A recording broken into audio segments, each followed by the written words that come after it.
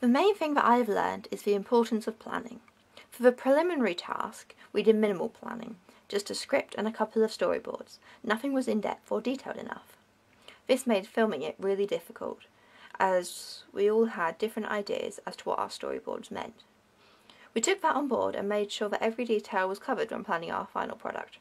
I was in charge of writing the script, so I made sure that I did multiple draft copies to make sure that everyone was happy and understood how it fitted into the plotline.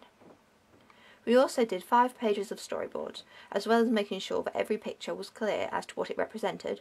I also had to check to make sure that the script fitted in with every shot, making sure the timing was right. This went much better than during our preliminary task, in which we didn't plan when the dialogue was to be said. It could just be spoken whenever. The script test was also a very important part of the planning stage. I had to answer questions about the script to see if it would meet the audience's needs.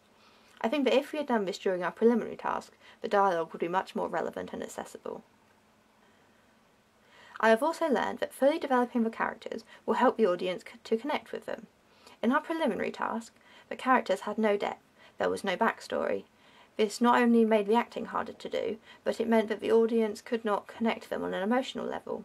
We spent a long time developing our characters, so they were believable, yet not too dull. We decided to make Lily pregnant, to give her character more depth. It also means that people who are in this position, or have been in it in the past, can connect with how she's feeling. When finding a location for our preliminary task, we had constraints, because it had to be filmed in school. This made finding a suitable location tough, and it didn't quite fit the genre. We decided that filming in a more appropriate setting was crucial. I found a variety of parks, but we decided with Ashenbury because of the layout. The main girl could be on the swings, and the audience could still see the little girl playing in the background. I took lots of pictures to show to the team, and we all thought it was the perfect location.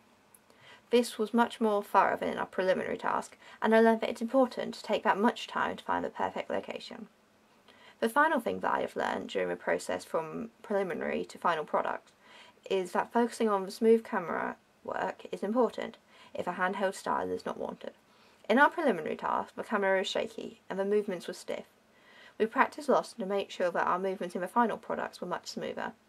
This is because we wanted smooth editing and felt the two worked well together. In the end, I think that the camera work fits well with the storyline.